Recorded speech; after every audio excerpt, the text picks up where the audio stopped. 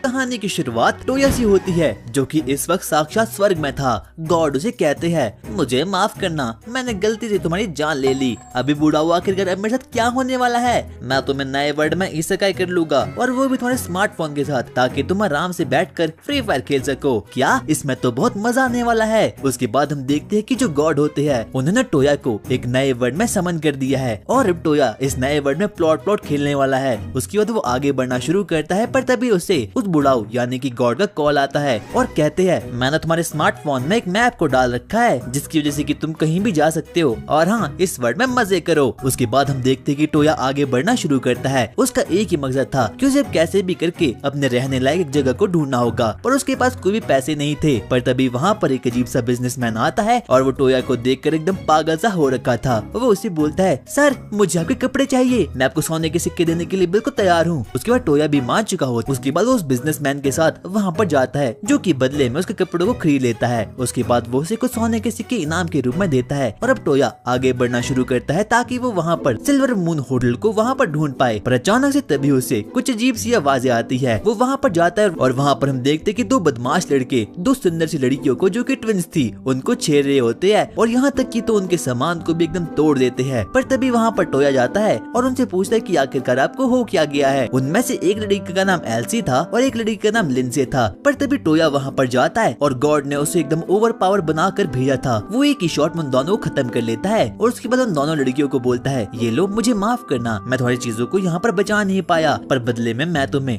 Gold coin देने के लिए बिल्कुल तैयार हूँ। एल्सा और लिंजे टोया को देखकर एकदम शॉक्ड हो चुके थे, और वो उसे बताना शुरू करती है, हम सिल्वर मून होटल के नाम की एक जगह पर रहते हैं। टोया को पता चल चुका था कि मेरी जिंदगी में प्लॉट आने वाला है, क्योंकि उसे भी वहाँ पर आना था। उसके बाद हम देखते कि वो लड़कियां उसे वहाँ पर ले जाती है, और वहाँ की रिसेप्शनिस्ट उन्हें बोलती है, लगता है तुम्हें अपना नया बॉयफ्रेंड मिल चुका है। नहीं, ऐसा कुछ भी नहीं है। उसके बाद हम देखते कि वो लोग आपस में बातें करना शुरू करते हैं। वो दोनों लड़कियों लोगों को अपने बारे में काफी कुछ बताती है, और बोलती है, हमें दरअसल एक काम मिला था, हमें कैसे भी करके उस आइटम को ट्रांसपोर्ट करना था, पर अफसोस अब वो टूट चुकी है। बदले में टोया बोलता है, क्या मैं भी तुम्हारे साथ एडवेंचर गिल्ड को ज्वाइन कर सकता हूँ, ताकि मैं भी थोड़े बहुत पैसे कमा सकूँ। उसके बाद वो दोनों लड़कियां मान जाती है। उसके बाद हम देखते कि जो टोया होता है वो रात के समय आराम से बैठकर फ्री फायर खेल रहा था। उसके अगले ही दिन वो दोनों लड़कियों के साथ आगे बढ़ना शुरू करता, और फाइनली एडवेंचर गिल्ड में वहाँ पर पहुँच चुका था। उन लोगों ने अपने पहले क्वेस्ट को भी चुन लिया था। उन लोगों को कैसे भी करके जंगल में जाकर 5 यूनिकॉर्न की सींग को वहाँ पर लाना होगा। उसके बाद वो लोग वहाँ पर जाते हैं, और वहाँ पर हम देखते कि एल्सा और लिंजे के पास तो काफी ज्यादा मैजिकल स्किल्स है, इसीलिए वो एक ही शॉट में अपनी स्किल का यूज करके सभी को वहाँ पर खत्म कर देते हैं, और अब वो लोग फाइनली अपने क्वेस्ट को अचीव कर देते हैं। उसके बाद वो लोग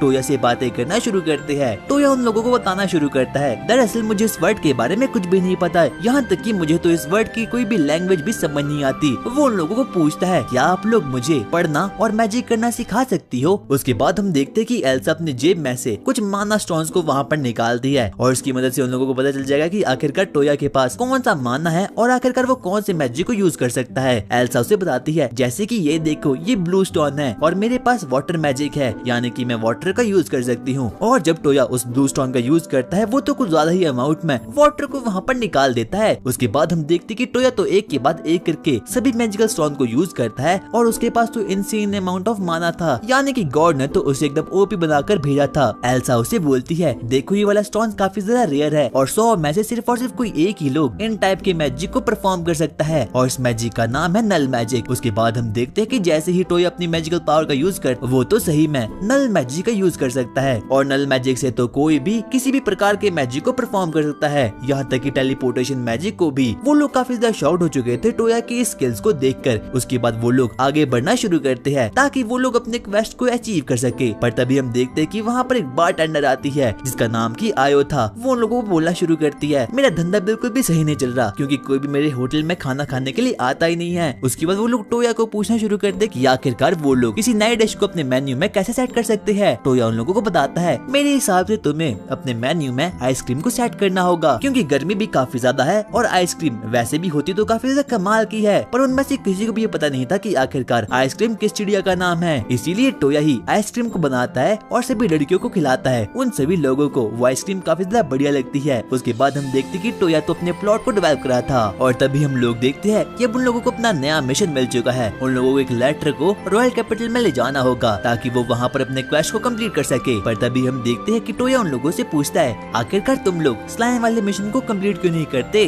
वो लोग टोया को बताते हैं इस वर्ल्ड की स्लाइम काफी ज्यादा ठरकी है। उन लोगों के पास एक एसिड होता है जिससे कि वो किसी के भी कपड़ों को फाड़ देते हैं और प्लॉट को डेवलप करना शुरू करते हैं। उसके बाद वो आगे आगे बढ़ना शुरू करते हैं, पर तभी हम देखते हैं कि वहाँ पर एक अजीब सी लड़की थी जिसका नाम की याहे था। याहे पर काफी अजीब अजीब से समुराई अटैक करना शुरू करते हैं और याहे भी एक समुराई थी। पर तभी वहाँ पर टायो जाता है और वहाँ पर बाकी के सभी लड़कियां भी उन्हें खत्म करके रख देती है। उसके बाद हम देखते हैं कि अब याहे भी उन लोगों की दोस्त बन चुकी है। याहे उन लोगों को बताना शुरू करती है कि वो रॉयल कैपिटल में जा रही है और वो लोग भी वहीं जा रहे थे, इसीलिए वो भी अब उनके साथ उनकी जर्नी में पार्टिसिपेट होना शुरू हो चुकी थी। उसके बाद वो लोग आगे बढ़ना शुरू करते हैं। हम देखते हैं कि अब टायो का नल मैजिक धीरे धीरे करके काफी ज्यादा एनहांस हो रहा है और अब वो तो बहुत अच्छे तरीके से नल मैजिक का यूज कर सकता है। वो दोनों लड़कियों को बताता है मैं किसी के भी साथ भी प्लॉट को डेवलप कर सकता हूँ और वो भी नल मैजिक की हेल्प से। इस बात को सुनकर तो दोनों लड़कियां एकदम शॉक्ड हो चुकी थी, पर टोया बोलता है अरे मैं बिल्कुल मजाक कर रहा हूँ। पर तभी हम देखते कि टोया को अपने नल मैजिक की हेल्प से कुछ अजीब अजीब सी आवाजें आने शुरू हो चुकी थी। वो लोग जैसे ही आगे बढ़ते हैं वहाँ पर हम देखते कि कुछ अजीब से लिजार्ड्स मैन एक अजीब सी लड़की पर अटैक करना शुरू करते हैं। वो लिजार्ड मैन काफी ज्यादा खतरनाक थे, पर तभी टायो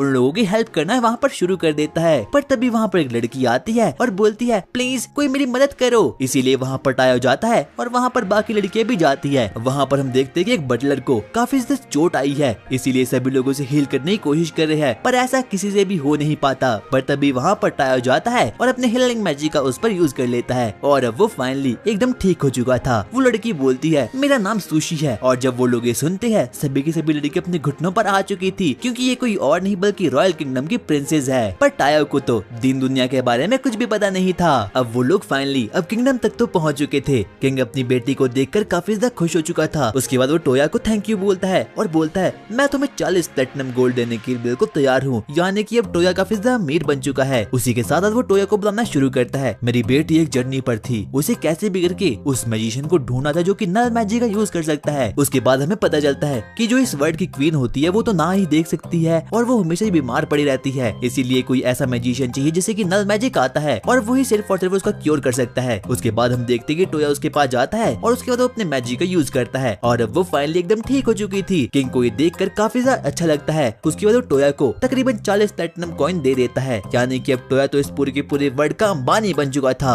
उसके बाद हम देखते कि अब टोया का धीरे धीरे किंग के साथ रिश्ता बढ़ना भी शुरू हो चुका था। अब वो लोग काफी ज्यादा दोस्त बन चुके थे। उसके बाद हम देखते कि टोया अपनी लड़कियों के साथ बाजार में बस ऐसे ही घूमते जा रहा था, पर तभी वहाँ पर एक अजीब सी बीस्ट गर्ल आती है। वो उसे बोलती है प्लीज मास्टर मेरी मदद कीजिए, मैं अपनी बहन से खो चुकी हूँ। उसके बाद हम देखते कि टोया वहाँ पर गूगल मैप्स का यूज करता है और फाइनली उसकी मदद भी कर लेता है। उसके बाद वो लोग आगे बढ़ना शुरू करते हैं। हम देखते कि टोया ने अपने लिए एक अजीब सा जैकेट ले रखा है और अब सभी की सभी लड़कियां तैयार हो चुकी है प्लॉट को डेवलप करने के लिए। अगले ही दिन हम लोग देखते हैं कि टोया अपने मैजिकल स्पेल से वहाँ पर चेस बोर्ड को बना लेता है और सभी के सभी लोग चेस को खेल खेल कर एकदम एडिक्टेड हो चुके हैं। उसके बाद वो लोग और द आइसक्रीम को प्रोड्यूस करना शुरू करते हैं। यहाँ तक कि टोया तो किंग को भी कुछ आइसक्रीम को छकवाता है और उसे काफी ज्यादा अच्छी लगती है और अब टोया और किंग काफी अच्छे दोस्त बन चुके हैं। उसके बाद हम देखते कि जो सुशी होती है क्या तुम मेरे साथ प्लॉट को डेवलप करना शुरू करोगे, पर टोया काफी ज्यादा डर चुका था क्योंकि वो किंग की बेटी थी। उसके बाद हम देखते कि टोया अपनी सभी के सभी लड़कियों के पास जाता है और बोलता है देखो मुझे एक नया मिशन मिला है मेगा स्लाइम को खत्म करने का। पर तभी सभी की सभी लड़कियां ऐसा करने से साफ सीधा मना कर देती है क्योंकि उन्हें स्लाइम बिल्कुल भी पसंद नहीं थे। पर तभी हम देखते कि टोया तो एकदम ठरकी सा आदमी था।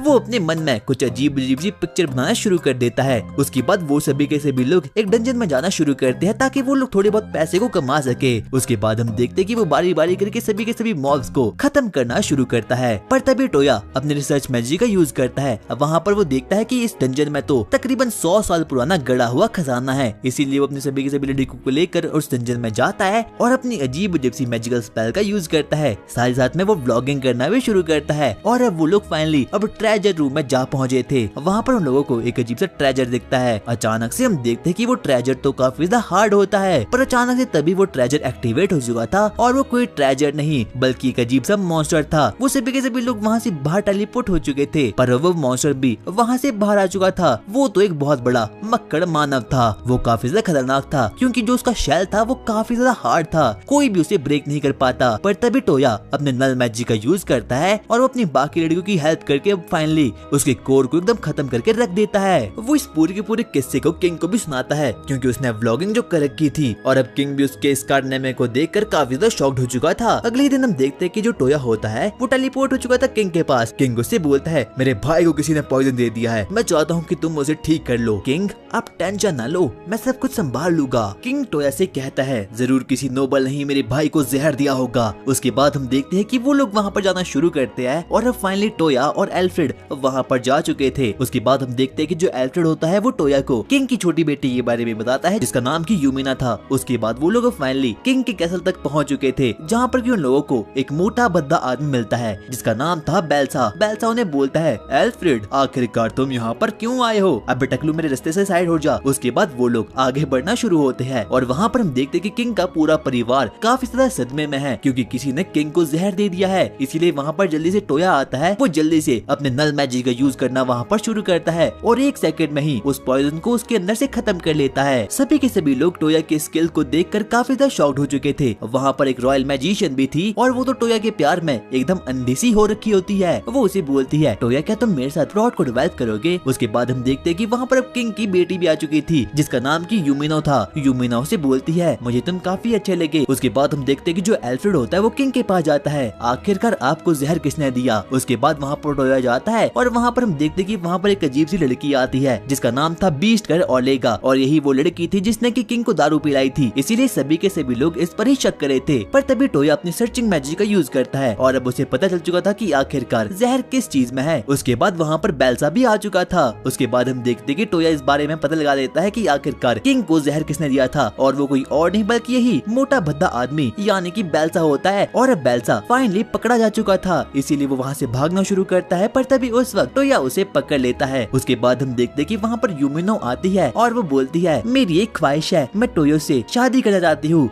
क्या तुमने क्या बोला? सभी के सभी लोग इस बात को सुनकर काफी ज्यादा शॉक्ड हो चुके थे। जो यूमिनो थी उसके पास मिस्टिक आईज होती है और वो किसी के भी अंदर की चीजों को देख सकती है, इसीलिए उसे टोयो की स्वॉर्ड काफी ज्यादा पसंद आती है और वो उसे शादी करने के लिए मान चुकी थी और किंग और बाकी लोग भी इस रिश्ते के लिए मान चुके होते हैं। पर तभी हम देखते कि वो बूढ़ाऊ यानी कि गॉड भी उसे कॉल करते हैं और कहते हैं बच्चे कांग्रेचुलेशन तुम्हारी शादी के लिए, अरे बुड्ढे सो जा चुपचाप। और उसके अगले दिन हम देखते हैं कि वो लोग फाइनली अपनी न्यू क्वेस्ट के लिए निकल चुके हैं। टोयो और उसकी 5 हैरमफुल गर्ल्स जिनके पास की कोई भी प्लॉट नहीं है, उनका एक ही मकसद था कि लोग कैसे भी करके एक किंग एप्स को वहाँ पर खत्म करना है। पर तभी हम देखते हैं कि यूमिनो अपने मैजिक का यूज करती है और वहाँ पर कुछ कुत्तों के झुंड को समन कर देती है। उसके बाद वो लोग वहाँ पर किंग एप से लड़ना शुरू कर देते हैं और अब वो लोग फाइनली अपने मिशन को कंप्लीट करते हैं और अब वो लोग काफी ज्यादा अमीर भी बनने वाले हैं क्योंकि उन लोगों की लीग अब काफी धीरे धीरे करके काफी ज्यादा आगे बढ़ रही है। उसके बाद हम देखते हैं कि अब टोयो ने समनिंग मैजिक करना भी सीख लिया है। वो अचानक से एक बहुत ही बड़े व्हाइट टाइगर को समन कर देता है। व्हाइट टाइगर बोलता है मुझे तुम्हारे अंदर से कोई भी माना सेंस नहीं हो रहा, क्या तुमने मुझे सच में समन किया? मैं चाहता हूँ कि तुम मेरे मत्थे पर अपना हाथ रखो ताकि मैं तुम्हारे माना को सेंस कर सकूं। और जैसे ही टोयो उसके माथे पर हाथ रखता है वो सीधा ही पास आउट हो चुका था क्योंकि वो तो टोया की मैजिकल स्पेल को बिल्कुल भी मैनेज नहीं कर पाता, इसीलिए वहाँ पर पास आउट हो चुका था। उसके बाद वो बोलता है मास्टर मुझे माफ करना, मैं हमेशा ही आपको गुलाम बनकर रहने वाला हूँ। उसके बाद वो अपने को एक गुड्डे में समन कर देता है और बाकी की सभी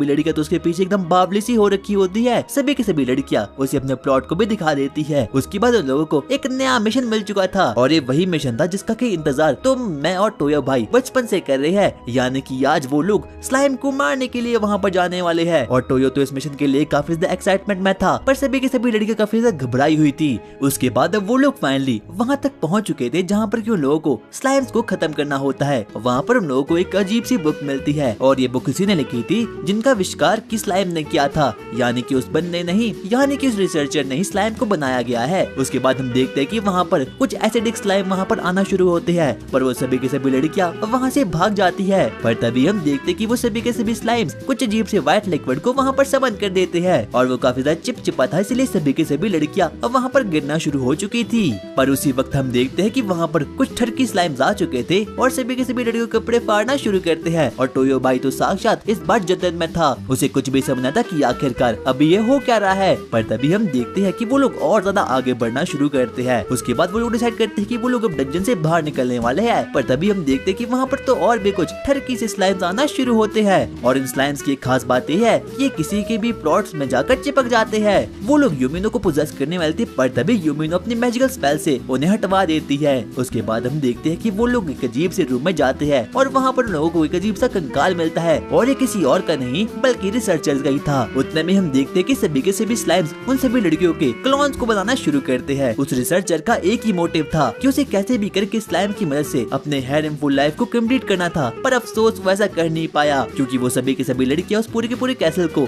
जलाकर भस्म कर देती है। टोयो मस्त अपने स्मार्टफोन के साथ और अपने पेट के साथ वहाँ पर पूरी पूरी जगह को एक्सप्लोर कर रहा था, पर तभी उससे एक अजीब सी रोतड़ू बच्ची दिखती है। वो रोतड़ू बच्ची बोलती है, मुझे मेरी मम्मा के पास जाना है। उसके बाद हम देखते कि टोयो अपने स्मार्टफोन मैजिक का यूज करता है और जल्दी से गूगल मैप्स की मदद से उस बच्चे की मॉम को वहाँ पर ढूंढ लेता है। पर तभी हम देखते कि आयो बोलती है, क्या तुम मेरी मदद कर सकते हो मेरे भाई को ढूंढने के लिए? और टोयो भी मान चुका होता है। टोयो सबसे पहले उसके भाई को ढूंढ लेता है और अब उसके फोन में एक अजीब सा मोबाइल एप्लीकेशन डाउनलोड हो चुका था और उसकी हेल्प से वो किसी के भी प्लॉट्स को देख सकता है। वो सबसे पहले एल्सा के प्लॉट्स को देखना शुरू करता है, पर तभी वो बोलता है, अरे शिट, आखिरकार मैं क्या कर रहा हूँ, मैं तो एक अच्छा बच्चा हूँ। पर तभी हम देखते कि वहाँ पर एल्सा भी आ चुकी थी। उसके बाद वो एल्सा की मदद करता है कुछ पढ़ाई लिखाई करने में। एल्सा एक न्यू मैजिक करने की बहुत ट्राई करती है, पर वो अफसोस ऐसा नहीं कर पाती, इसीलिए वो अपने माना को उसके अंदर डाल देता है और अब फाइनली एल्सा के पास भी काफी ज्यादा माना हो चुका था और अब वो फाइनली अपनी पूरी की पूरी न्यू मैजिकल स्पेल को फाइनली अचीव कर देती है। उसके बाद हम देखते हैं कि वो अगले दिन लिंसी के साथ पूरे के पूरे कैसल को एक्सप्लोर करना शुरू करता है और वहाँ पर वो लिंसी के लिए एक गिफ्ट को भी खरीद लेता है। सभी की सभी लड़कियां देखकर काफी ज्यादा जेलस फील करती है, इसीलिए वो सभी की सभी लड़कियों से बोलती है,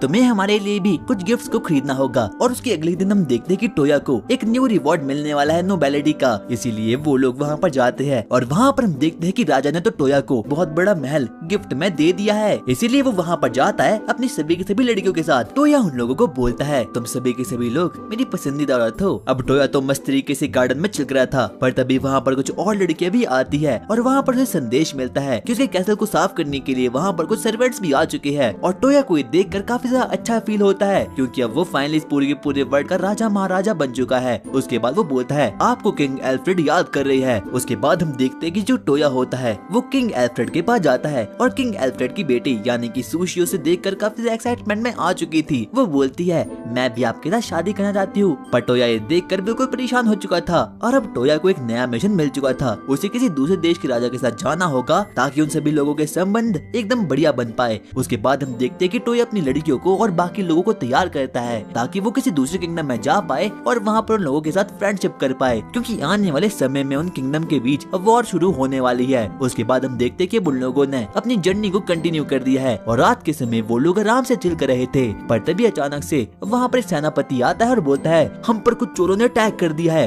पर तभी टोया अपने स्मार्टफोन को वहाँ पर निकालता है और वहाँ पर वो उन चोरों की लोकेशन को देख लेता है और वो बस अपने स्मार्टफोन पर कुछ टैप टैप करता है और एक ही शॉट में उन सभी के सभी चोरों को एकदम खत्म करके रख देता है और बाकी के सभी नाइट बड़े ही आराम से उन लोगों को पीट कर रख देते हैं। उसके बाद वो लोग अपनी जर्नी को वापस से कंटिन्यू करते हैं। सबसे पहले वो लोग कुछ ज्वेलरी खरीदते हैं ताकि टोया अपनी बंदियों के लिए, मतलब कि अपनी सभी की सभी लड़कियों के लिए और दूसरे देश के राजा के लिए कुछ गिफ्ट्स को भी वहाँ पर ले पाए और अब वो लोग आगे बढ़ना शुरू करते हैं। सभी के सभी लोग टोया को देखकर काफी ज्यादा खुश हो रहे थे क्योंकि टोया के पास कुछ ज्यादा ही अमाउंट में माना होता है और वो सभी के सभी लोग टोया के साथ रहकर काफी ज्यादा सेफ होते हैं। उसके बाद वो लोग अपनी जर्नी को और ज्यादा कंटिन्यू करना शुरू करते हैं, पर तभी हम देखते हैं कि वहाँ पर यूमिनो आती है। हम पर कुछ ड्रैगन्स ने अटैक कर दिया है। टोया जल्दी से आगे बढ़ना शुरू करता है। वो अपने स्मार्टफोन में देखता है कि पास वाले विलेज में तो ड्रैगन्स ने अटैक कर दिया है। उसके बाद हम देखते हैं कि जो ड्रैगन्स होते हैं वो लोग किसी विलेज पर अटैक करना शुरू करते हैं, पर टोया और उसकी टीम वहाँ पर जाना शुरू करती है और सभी लोगों को वहाँ से डेकिलोड करना शुरू करती है। पर वो ड्रैगन्स काफी ज्यादा खतरनाक थे, वो लोग तो बिल्कुल भी नहीं मानते और वो लोग बस बिना रुके अपने ड्रैगन फायर ब्रेथ की वजह से हर एक विलेज को खत्म करना शुरू करते हैं। यहाँ तक कि वो लोग तो टोया की लड़कियों पर भी अटैक करना शुरू करते हैं। वो लोग तो बस बिना रुके अटैक करना शुरू करते हैं और वो ड्रैगन तो काफी ज्यादा ही स्ट्रॉन्ग था और यहाँ तक कि टोया की स्वॉर्ड भी उसे मारने के चक्कर में एकदम ब्रेक हो चुकी थी, पर अंत में जाकर फाइनली वो उसे खत्म कर देता है। पर तभी हम देखते हैं कि टोया उस पर अपनी फ्रीजिंग मैजिक का यूज करता है और अब उस बड़े से ड्रैगन को अपना बंदी बना लेता है। पर तभी हम देखते हैं कि वहाँ पर एक अजीब सा बहुत ही बड़ा एस रैंक का ड्रैगन वहाँ पर आ चुका था और उस ड्रैगन की एक खास बात ये थी कि वो इंसानी भाषा को बोल सकता था। वो टोया को बोलता है, टोया भाई मुझे माफ करना, दरअसल ये मेरा भाई है, अच्छा यही होगा कि आप इसे छोड़ लो। और अब टोया अपनी हीलिंग मैजिक का यूज करके सभी के सभी इंजर्ड हुए लोगों को एकदम हील करके रख देता है। उसके बाद वो लोग अपनी जर्नी को आगे बढ़ाना शुरू करते हैं। अब दूसरी कंट्री पहुंच चुके हैं। अब वहाँ पर वो लोग सबसे पहले अपनी आंखों के सामने एक बहुत बड़े महल को देखते हैं और जब वो लोग उस महल को देखते हैं तो वो लोग बिल्कुल शॉक हो चुके थे क्योंकि वो महल कुछ ज्यादा ही बड़ा था। वहाँ का किंग उन लोगों को देखकर काफी ज्यादा खुश था। यूमिनो से बोलती है,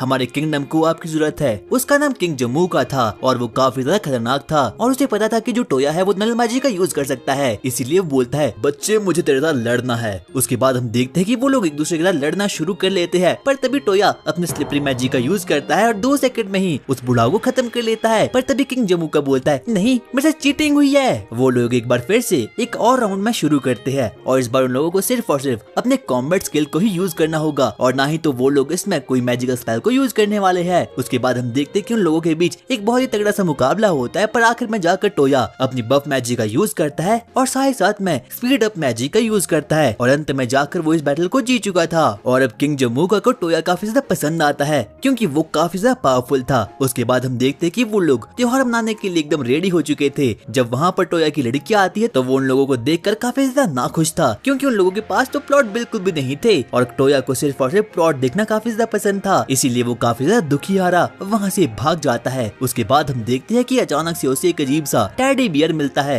वो उसे भी बोलता है आ जाओ मेरे पास आ जाओ। टोया उसका पीछा करना शुरू करता है और वहाँ पर उसे एक अजीब सी विच मिलती है। वो विच तकरीबन 6000 सालों पुरानी है। वो उसे बोलती है मुझे पता है कि तुम नल मैजिक का यूज कर सकते हो और मैं भी कर सकती हूँ, मेरे जितना नल मैजिक का यूज कर सकते हो या फिर नहीं। और जैसे ही टोया उसे अपने नल मैजिक का दिखाता है तो वो काफी ज्यादा शॉक्ड हो चुकी थी। वो उसे कहती है क्या मैं तुम्हारी छोटी वाली स्पॉट को देख सकती हूँ, पर टोया ऐसा करने से साफ सीधा इनकार कर देता है और वो तो बिल्कुल भी नहीं मानती, इसीलिए ना चाहते हुए भी टोया को वहाँ से भागना पड़ता है। और रात के समय हम देखते हैं कि जो टोया होता है वो बस तुम्हारी तरह रील स्क्रॉल कर रहा था। उसके बाद हम देखते हैं कि जो टोया होता है वो अपनी सभी की सभी लड़कियों को एक फॉरेस्ट में ले जाता है ताकि वो लोग वहाँ पर बैठकर वेपन को बना सके। वहाँ पर एल्सा आती है और वहाँ पर वो ड्रैगन हॉर्न को एकदम काट के रख देती है। उसके बाद टोया अपने नल मैजिक का यूज करता है और वहाँ पर एक छोटी बंदूक को बना देता है। वो काफी ज्यादा शक्तिशाली थी और इस वर्ल्ड में पहली बार था जब किसी ने एक बंदूक को क्रिएट किया था। सभी लोग उस छोटी सी बंदूक को देखकर काफी ज्यादा एक्साइटमेंट में आ चुके थे, पर टोया वहाँ से निकल जाता है और उसके बाद वो लोग एक्सप्लोर करना शुरू करते हैं। पर तभी टोया को एहसास होता है कि उन लोगों पे कोई तो नजर रख रहा है, इसीलिए वो उनके पास जाता है, पर वो वहाँ से भाग जाते हैं। इसलिए टोया अपने गूगल मैप्स का यूज करता है और उन लोगों को बंदी बनाता है। पर अचानक से गलती से टोया का हाथ उन लोगों के प्लॉट्स पर निकल जाता है। उसे पता चलता है कि वो लोग कोई ट्रेटर्स नहीं बल्कि वो लोग तो उसी किंगडम की मेड है और उन लोगों को किंग ने ऑर्डर दिया था यूमिनो पर नजर रखने के लिए। पर टोया की हरकतें ही काफी ज्यादा घटिया सी थी, वो तो गलती से उसके प्लॉट्स को छू लेता है। उसके बाद हम लोग देखते हैं कि अब वो लोग डिनर पे जाते हैं, पर खाने में कुछ ज्यादा ही मिर्च थी, इसीलिए वो लोग उसे बिल्कुल भी खा नहीं पाते। उसके बाद हम देखते हैं कि अब फाइनली उन दोनों किंगडम के बीच संबंध काफी ज्यादा अच्छे बन चुके हैं और उसके बाद टोया अपने टेलीपोर्टेशन स्किल का वापस से यूज करता है और वापस से अपने किंगडम में आ चुका था। उसके बाद वो अपने छोटे पैट के साथ यानी कि कुहाकू के साथ आराम से फ्री फायर खेलना शुरू करता है और अंत में जाकर रील स्क्रॉल करना भी शुरू करता है। वो अपने मन में कहता है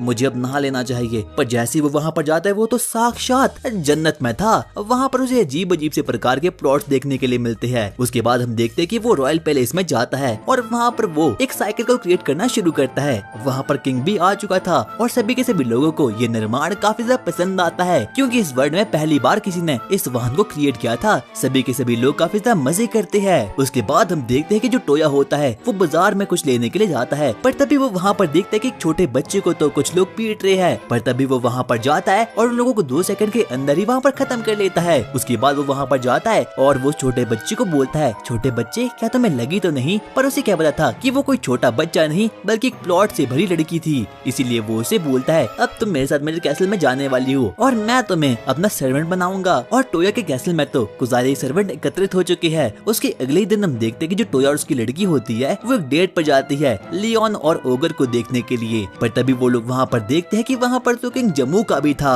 और वो भी वहाँ पर आया था ताकि वो लोग उसकी डेट को देख सके। उसके बाद वो लोग फाइनली वहाँ से भाग जाते हैं। जैसे ही टोया अपने कैसल में पहुँचता है वहाँ पर वो देखता है कि वहाँ पर तो प्लॉट से भरी लड़की और लीन आई है और लीन का बस एक ही मकसद है कि उसे कैसे भी करके पता लगाना है कि आखिरकार टोया ने कैसे उस क्रिस्टल वाले मॉन्स्टर को खत्म कर लिया है, क्योंकि सुनने में आया है कि उनके किंगडम में भी एक वैसा ही क्रिस्टल वाला मॉन्स्टर आ चुका है और कोई भी उसे खत्म नहीं कर पाता, इसीलिए टोया को उसके साथ जाना ही पड़ता है। उसके अगले दिन हम देखते हैं कि अब टोया भी फाइनली मान चुका होता है उसके साथ उसके किंगडम में जाने के लिए, पर उसके लिए उसे टेलीपोर्ट होना होगा, इसीलिए वो याहे के पास जाता है और वहाँ पर टेलीपोर्ट हो चुका था। वहाँ पर हम देखते हैं कि अब वो लोग फाइनली याहे के किंगडम में आ चुके हैं और वहाँ पर वो देखते हैं कि पूरा का पूरा किंगडम तो समुराई से भरा पड़ा है। उसके बाद वो लोग याहे के क्लैन के पास जाते हैं जो कि काफी ज्यादा खतरनाक था। हमें पता चलता है कि जो याहे का क्लैन है वो इस बार उचिया क्लैन से लड़ने वाला है। सभी के सभी लोग एकदम खौफ में थे, पर तभी वहाँ पर टोया जाता है और वहाँ पर हम लोग देखते देखते हैं कि जो याहे का भाई होता है वो टोया को पीट कर मारने वाला था, पर तभी वहाँ पर याहे आती है और वो बोलती है इसे कुछ मत करना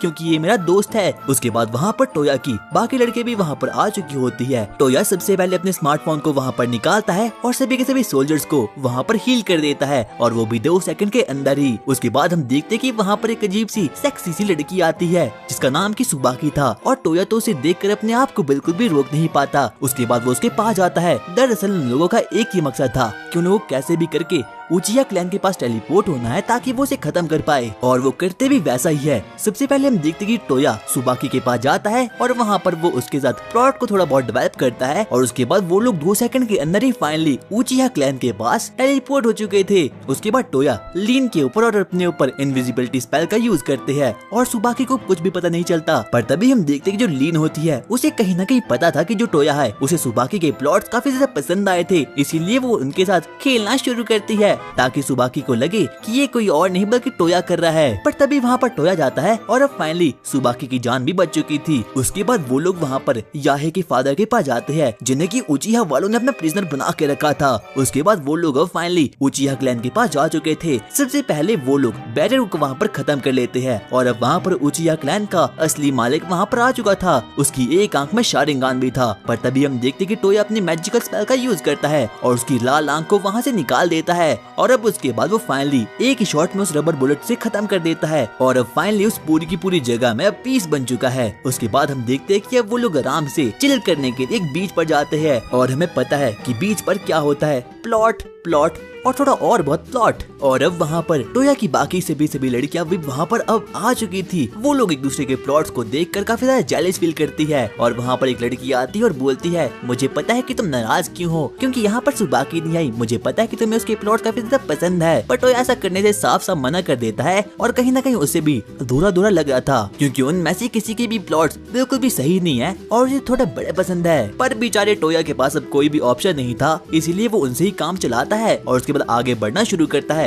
वो वहाँ पर खूब मजे करता है। पर तभी हम देखते हैं कि वो लीन के पास जाता है और वहाँ पर अब शार्लेट भी आ चुकी थी। वो बोलता है मुझे एक ऐसी मैजिक को परफॉर्म करना है जो कि आज तक कोई भी नहीं कर पाया। उसके बाद हम देखते हैं कि टोया होता है वो स्विमिंग करना शुरू करता है और वहाँ पर स्विमिंग करते करते एक अंडरग्राउंड टेम्पल दिखता है, पर अफसोस वो उस तक पहुँच नहीं पाता। उसके बाद वो वापस से लीन के पास जाता है और बोलता है क्या तुम मेरे ऊपर अपने नल मैजिक को यूज कर सकती हो या फिर नहीं। पर तभी वहाँ पर लीन की असिस्टेंट शार्लेट आती है और वो उसे बोलती है क्या तुम उस मैजिकल स्पेल को परफॉर्म कर सकती हो। नहीं, मैं ऐसा नहीं कर सकती और इसीलिए लीन उसे थोड़ी बहुत डांट देती है। और उसके बाद हम देखते हैं कि जो टोया होता है वो सबने मैजिक का यूज करता है और वहाँ पर एक बहुत ही बड़ा ब्लैक मोनार्क समन हो चुका था। ब्लैक मोनार्क बोलता है क्या इस बच्चे ने मुझे समन किया और कोहाकू मुझे तुम पर भी शर्म आती है, तुम आखिरकार इस वीक से आदमी के गुलाम कैसे बन सकते हो। उसके बाद वो लोग आपस में कॉन्ट्रैक्ट करना शुरू करते हैं। पर तभी हम देखते हैं कि टोया अपनी स्पेशल मूव का यूज करता है वापस से वही स्लिपिंग वाली स्पेल को और अब इसीलिए ब्लैक मोनार्क भी फाइनली अब टोया का साथी बन चुका है। उसके बाद हम देखते हैं कि जो बाकी लड़कियां होती है वो बॉल्स के साथ खेलना शुरू करती है, पर साथ ही साथ में उनके बॉल्स भी उछलना शुरू करते हैं और अब वो ब्लैक मोनार्क भी अपने आप को समन करता है ताकि वो टोया के साथ हर जगह पर घूम पाए। और उसी शाम हम लोग देखते हैं कि टोया अपने ऊपर वाटर रिपेल स्पेल का यूज करता है ताकि वो अंडरग्राउंड डंजन में जा सके। उसके बाद हम देखते हैं कि वो ब्लैक मोनार्क के साथ वहाँ पर जाना शुरू करता है और वो उस डंजन के और ज्यादा अंदर जाना शुरू करता है क्योंकि वहाँ पर सुबाकी नहीं आई थी और उसके पास करने के लिए भी कुछ नहीं था। जैसे वो उस डंजन में जाता है वहाँ पर एक अजीब सा टेलीपोर्टेशन गेट ओपन हो चुका था। वहाँ पर उसे एक अजीब सी लड़की मिलने के लिए आती है और टोया तो उसके प्लॉट को देखकर एकदम घबरा चुका था।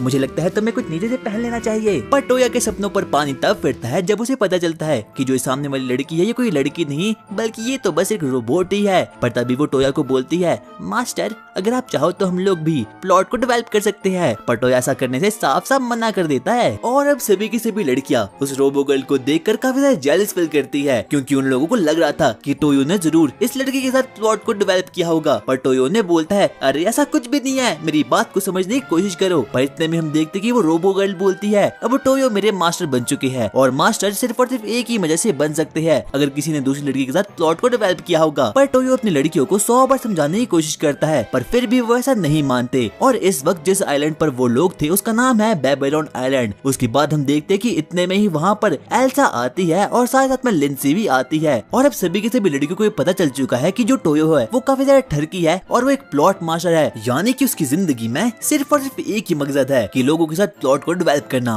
पर तभी हम लोग देखते हैं कि सभी की सभी लड़कियां अपनी सीक्रेट मीटिंग करना शुरू करती है और अब वहाँ पर यूमिनो भी आ चुकी थी सभी की सभी लड़कियों को क्रश है टोयो पर। और अब सभी की सभी लड़कियां इस बात को मान चुकी थी क्योंकि उन सभी लोगों को टोयो काफी ज्यादा पसंद है। इसीलिए यूमिनो बोलती है मुझे पता है और तुम लोगों को टोयो को अपने दिल की बात बता देनी चाहिए। और अब वो सभी की सभी लड़कियां ऐसा करने के लिए मान जाती है। वो सभी की सभी लड़कियां अपने मन में सपने बनाना शुरू करती है कि आखिरकार वो टोयो के साथ प्लॉट को कैसे डेवलप करने वाली है। पर टोयो के स्टेमिना के बारे में तो कोई सोचता ही नहीं। उसके बाद हम देखते हैं जो टोयो होता है वो लीन के साथ बैठा हुआ था। उसके बाद वो लोग उसी आइलैंड के बारे में बातें करना शुरू करते हैं जहाँ पर कि वो इस वक्त है। उस आइलैंड का नाम है बेबीलोन आइलैंड। ये एक उड़ता हुआ आइलैंड है और ये आइलैंड बना है 9 आइलैंड के मिक्सचर से और ये हमेशा ही आइलैंड हवा में रहता है। वो लोग डिसाइड करते हैं कि वो लोग और भी ज्यादा फ्लोटिंग आइलैंड को ढूंढने वाले हैं। वो लोग साथ मिलकर बातें करे थे पर तभी हम देखते हैं कि अचानक से रोबोगर्ल को पता नहीं क्या होता है और अचानक से वो टोयो के साथ प्लॉट को डेवलप करना शुरू करती है। इस चीज को देखकर सभी के सभी लड़कियां एकदम आग बबूला हो चुके थे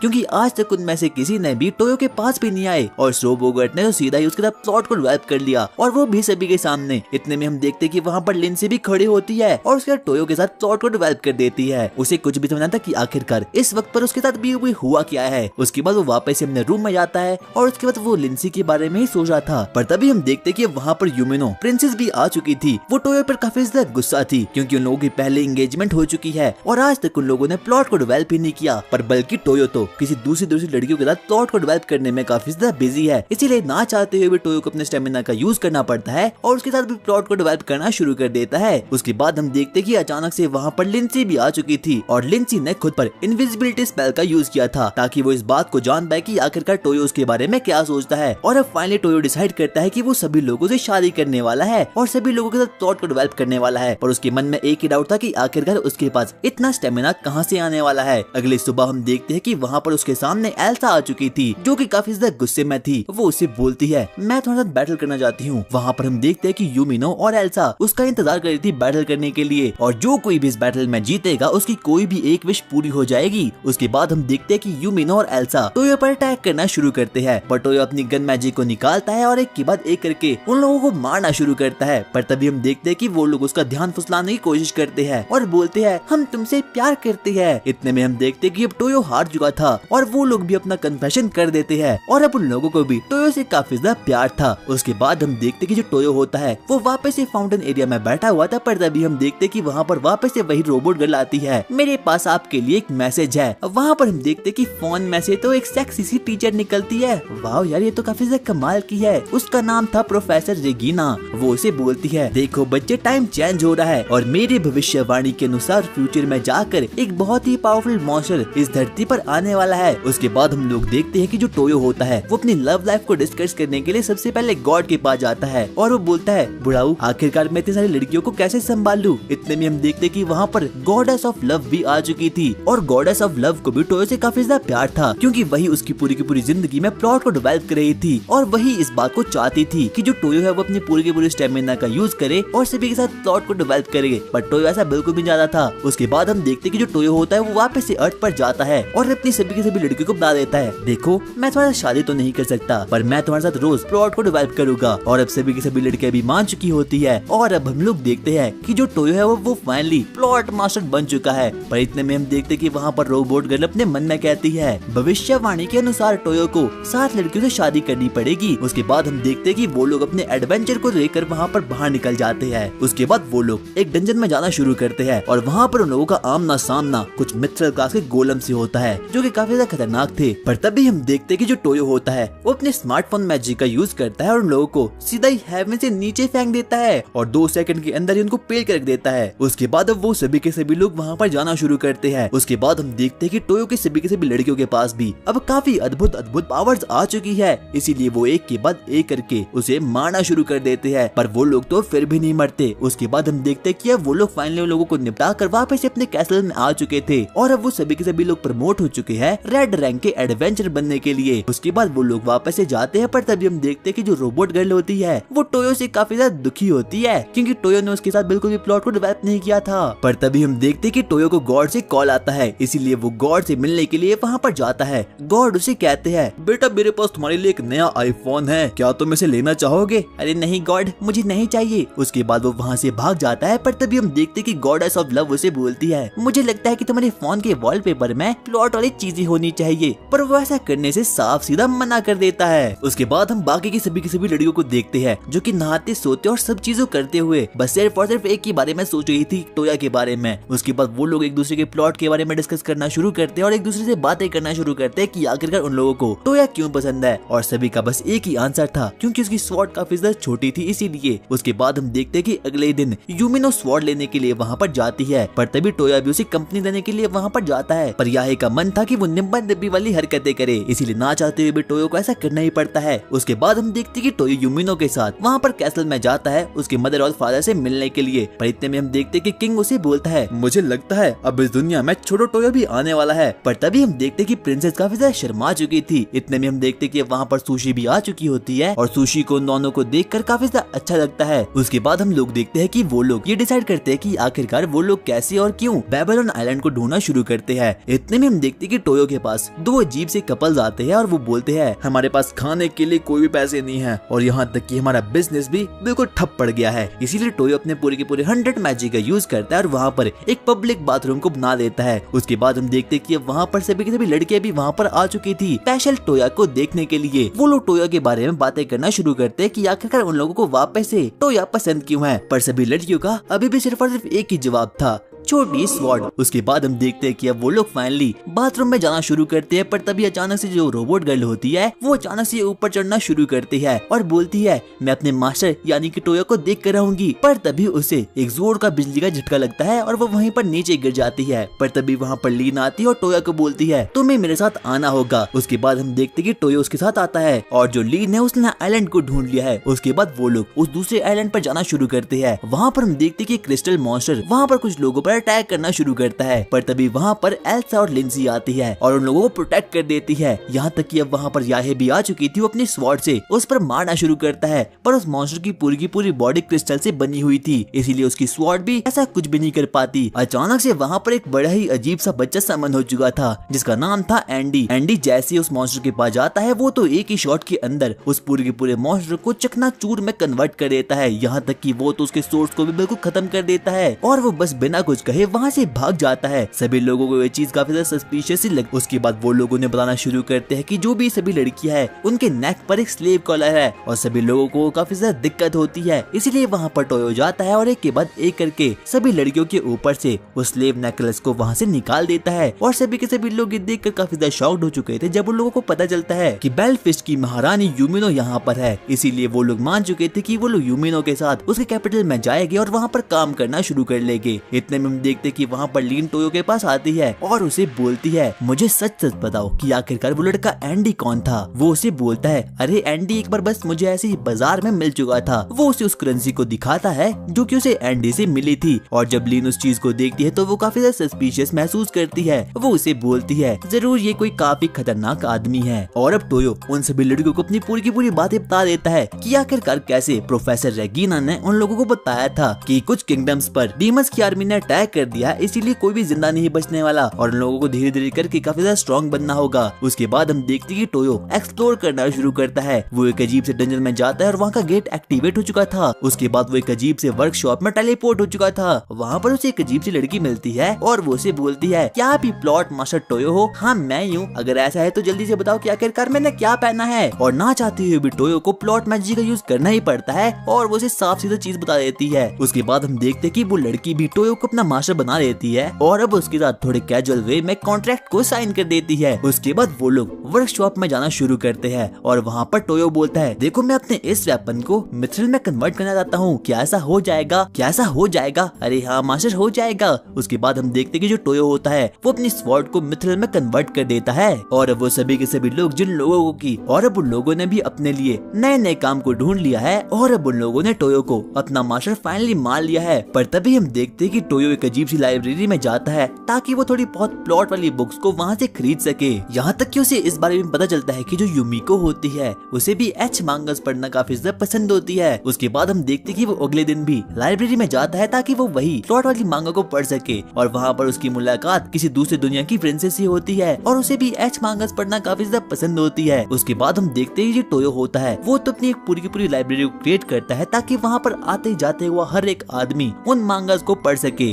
और अब हम लोग देखते हैं कि पूरे के पूरे किंगडम की लड़कियां उन बुक्स को पढ़ने के लिए एकदम बावली सी हो रखी है। पर तभी हम देखते हैं कि वहाँ पर एल्सा आती है और वो टोयो को बोलती है आपको किंगडम ऑफ रेगुलस में जाना होगा ताकि वहाँ से आप और भी ज्यादा मांगो को कलेक्ट करके लाओ। उसके बाद हम देखते हैं कि अगले दिन वहाँ पर टोयो निकल चुका होता है ताकि वो और भी ज्यादा मांगास को कलेक्ट कर सके। उसके बाद वो किंगडम ऑफ रेगुलस में जाना शुरू करता है। पर जैसे ही वो वहाँ पर जाता है वहाँ पर वो देखता है कि वहाँ पर तो काफी खतरनाक युद्ध छिड़ा हुआ है, इसीलिए वो बिना कुछ टाइम वेस्ट किए जल्दी से कैसल की ओर बढ़ना शुरू करता है। पर तभी वो वहाँ पर देखता है कि कुछ अजीब से सोल्जर्स एक नॉर्मल ह्यूमन को खत्म करने के कगार पे है। पर तभी वो वहाँ पर जाता है और एक के बाद एक करके सभी को वहाँ पर खत्म कर देता है। उसके बाद वो फाइनली कैसल तक तो पहुँच चुका था। वहाँ पर उसे एक अजीब सी लड़की की चिल्लाने की आवाज आती है। वो सबसे पहले अपने स्मार्टफोन का यूज करता है और वहाँ पर चला जाता है और वहाँ पर पहुँच चुका था और फाइनली वहाँ पर पहुँच चुका था। अब वहाँ पर वो देखता है कि एक अजीब सा सोल्जर एक अजीब सी महारानी को मारने वाला था। पर तभी टोयो वहाँ पर जाता है और अपनी रबर बुलेट से उसे फाइनली बचा लेता है। और अब प्रिंसेस के मन में तो टोयो को लेकर काफी अजीब अजीब से बुरे बुरे ख्याल पकना शुरू हो चुके थे। सभी लोग देखकर काफी ज्यादा शौक थे कि जो टोयो नामक नल्ला आदमी है वो यहाँ तक कि नल मैजिक का भी यूज कर सकता है।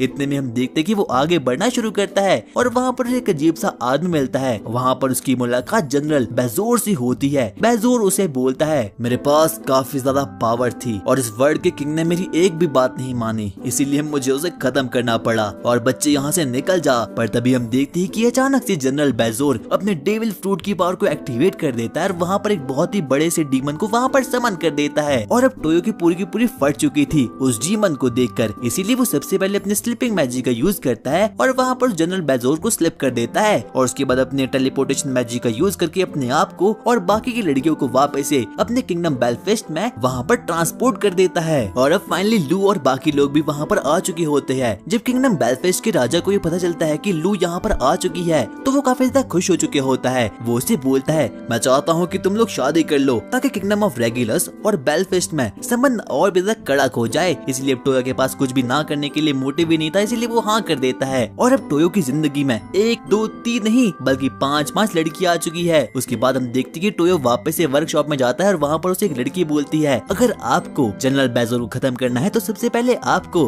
उसकी ईविल आई को खत्म करना होगा। उसके बाद हम देखते कि जो टोयो होता है वो वापस से लूशिया के फादर के पास जाता है जो कि किंगडम ऑफ रेगुलस का किंग था। वो उसे बोलता है बच्चे मैं चाहता हूँ कि तुम मेरी बेटी के साथ शादी कर लो, प्लीज मना मत करना। पर इतने में ही हम देखते कि अब वहाँ पर लू आ चुकी थी। वो उसे बोलती है प्लीज क्या तुम मेरे भाई को ढूंढ सकते हो। उसके बाद हम देखते कि वो टोयो के साथ फिजिकल कांटेक्ट को बढ़ाना शुरू करती है। उसके बाद हम देखते कि टोयो अपने स्मार्टफोन की हेल्प से उसके भाई को फाइनली ढूंढ लेता है और यहाँ तक कि किंग भी उसकी इस पावर को देखकर काफी ज्यादा शॉक्ड हो चुका था। उसके बाद वो लोग डिसाइड करते हैं कि वो लोग जनरल बेजोर को वहाँ पर खत्म कर देंगे। उसके बाद हम देखते हैं कि जो टोयो होता है वो अपनी पूरी की पूरी आर्मी के साथ वहाँ पर निकल जाता है। जनरल बेजोर अपने डेविल फ्रूट की पावर को वापस से एक्टिवेट कर देता है। पर तभी हम देखते हैं कि जो टोयो होता है वो फुल प्रिपेयर होकर आया हुआ था। वो सबसे पहले अपनी स्वॉर्ड को वहाँ पर निकालता है और अपनी बड़ी स्वॉर्ड से उसे सिर्फ और सिर्फ एक ही पट से हेडशॉट मार देता है। और अब फाइनली जनरल बेजोर का काम खत्म हो चुका था। टोया ने तो उस बड़े से विलन को खत्म कर लिया था,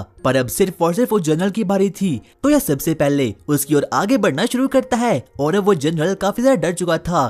टोया सबसे पहले वहाँ पर एक ग्लास को समन करता है और उसके अंदर एक अजीब से स्लाइम को भी, और वो स्लाइम काफी ज्यादा बदबूदार था और वो उस जनरल को उस स्लाइम के साथ ट्रैप कर देता है। पर ऐसा करने के चक्कर में उस जनरल की रूह उसकी बॉडी से बाहर निकल चुकी थी और अब वो डीमन भी बेचारा खत्म हो चुका था। उसके बाद हम देखते हैं कि टोया वापस शहर में जाता है जहाँ के किंग ज़ेफर अपनी जनता को बता देता है कि अब वो डीमन और जनरल अब खत्म हो चुका है। इसीलिए अब टोया वापस से अपनी वाइफ्स के पास जाता है ताकि वो उनके साथ प्लॉट को डेवलप कर पाए। वो लू को देखकर काफी ज्यादा खुश हो चुका था। उसके बाद वो लोग किंग ज़ेफर से मिलते हैं। किंग ज़ेफर टोया की पावर को देखकर काफी ज्यादा शॉक्ड हो चुका था और अब वो लोग टोया के बारे में बातें करना शुरू करते हैं और किंग ज़ेफर को टोया काफी ज्यादा पसंद आता है। इसीलिए वो उसे बोलता है क्या तुम मेरी बेटी लू से शादी करोगे? टोया थोड़ा बहुत ऑकवर्ड हो चुका था, लेकिन तभी यूमिना वहाँ पर आती है और वो किंग को बोलती है। लू भी टोया को काफी ज्यादा पसंद करती है और टोया का ब्रेन बिल्कुल भी ब्रेनिंग नहीं कर पाता।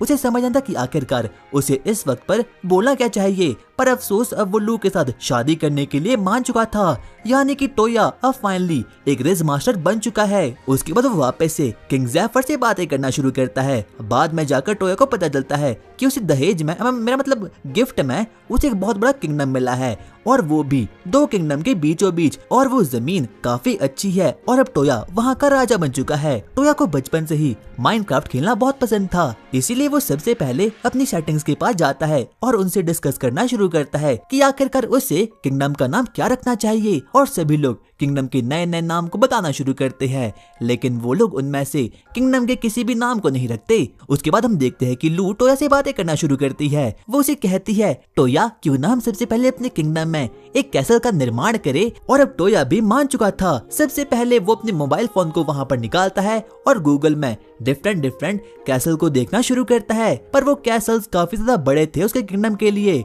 और वो अपने सोच में पड़ जाता है कि आखिरकार इतने बड़े कैसल का निर्माण कौन करेगा। पर तभी हम देखते हैं कि वहाँ पर एक अजीब सी लड़की आ चुकी थी जिसका नाम की रोजेटा होता है। रोजेटा टोया को बोलती है, मैं ये काम बड़े ही आराम से कर लूंगी। और रोजेटा एकदम एस लेवल की बिल्डर होती है, इसीलिए वो 2 दिनों के अंदर ही पूरे के पूरे कैसल को बनाकर रेडी कर देती है और वो कैसल सभी लोगों को काफी ज्यादा पसंद आता है। यहाँ तक कि टोया और उसकी सभी के सभी सेटिंग्स को बिल्कुल भी विश्वास नहीं होता कि कोई इतना ओपी सा बिल्डर भी हो सकता है। आगे टोया से मिलने के लिए वहाँ पर लिन आती है और वो टोया से बातें करना शुरू करती है कि आखिरकार अब उसकी स्वॉर्ड का साइज कितना हो चुका है और अब टोया के कंधों पर बहुत बड़ी जिम्मेदारी आ चुकी है, क्योंकि वो बहुत से किंगडम का राजा बनने वाला है और उसे दहेज में, मेरा मतलब गिफ्ट में काफी कुछ नई नई चीजें भी मिलने वाली है। आगे अब वहाँ पर टोया की एक मेड वहाँ पर आ चुकी थी और अब तो टोया ने अपने मैजिक की हेल्प से एक एनीवेयर डोर को भी क्रिएट कर दिया है। वहाँ पर रेन आती है जो कि उसकी मेड होती है और वो उस पर एनीवेयर डोर को ट्राई करता है, जहाँ पर जाके कि टोया को एक अजीब लेटर मिलता है और वो लेटर किंग ट्रिस्टवन की ओर से होता है और वो कैसे भी करके टोया से मिलना चाहता था।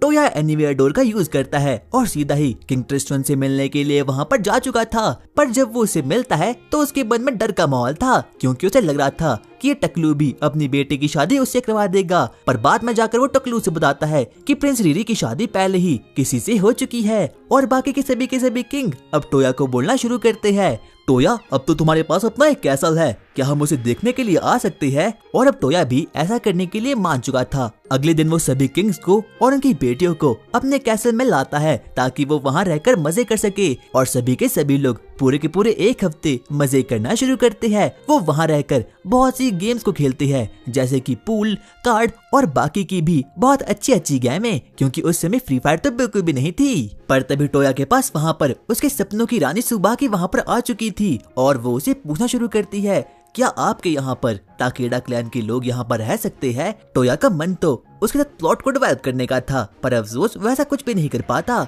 इसीलिए वो सबसे पहले टाकाडा क्लैन के कुछ मेंबर से मिलता है जिनके की घर उजड़ चुके हैं। इसीलिए अब वो लोग टोया के किंगडम में रहने का फैसला करते हैं। आगे टोया टाकाडा क्लैन के लीडर से मिलता है और वो उसे बताता है कि आखिरकार किसी को अपने किंगडम को और ज्यादा बड़ा कैसे करना चाहिए। टोया के पास काफी ज्यादा ओपी सी मैजिकल पावर थी, इसीलिए वो उसके कहने पर अपने किंगडम को और बड़ा करना शुरू करता है।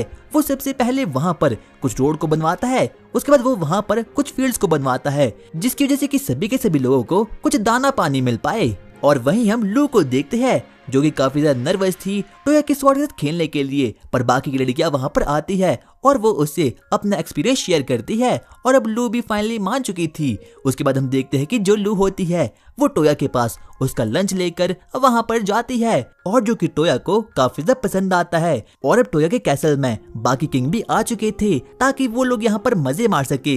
सबसे पहले वो लोग कुछ डिफरेंट गेम्स को खेलते हैं और रात के समय टोया अपने महल में दिवाली मनाता है और सभी लोग इस चीज को देखकर काफी ज्यादा खुश हो चुके थे। रात के समय टोया द रिज मास्टर अपनी एक अंगूठी को निकालता है ताकि वो लू को शादी के लिए प्रपोज कर सके और अब फाइनली लू भी उसकी स्वॉर्ड के साथ खेलने के लिए मान चुकी थी। अगली सुबह टोया और उसके सभी के सभी बेरोजगार दोस्त हिमालय की पहाड़ी में जाते हैं सेंटा क्लॉज को ढूंढने के लिए। वो लोग आगे बढ़ते हैं, लेकिन तभी वहाँ पर एक अजीब सा दरवाजा ओपन हो चुका था। टोया अचानक से अपने आप को एक सीक्रेट डंजन में पाता है। उसके बाद वो वहाँ पर अपनी पूरी की पूरी पावर को एक्टिवेट कर देता है। अचानक से वो एक बार वापस से बेबीलोन आइलैंड में ट्रांसपोर्ट हो चुका था। वो आगे बढ़ता है और अचानक से उसे अपने पीछे एक क्यूटी फ्लोरा दिखती है और वो उसे देखकर काफी ज्यादा एक्साइटमेंट में आ चुका था। फ्लोरा ने पहले ही टोया के बारे में सुन रखा था कि वो रेस मास्टर है, इसीलिए वो उसके साथ थोड़ी बहुत फ्री फायर खेलना शुरू करती है और टोया को भी इन चीजों में काफी ज्यादा मजा आता है और वो उसे थोड़ी बहुत मसाज भी देना शुरू कर देता है। टोया का ब्रेन ब्रेनिंग नहीं कर पाता कि पिछले 2 सेकंड में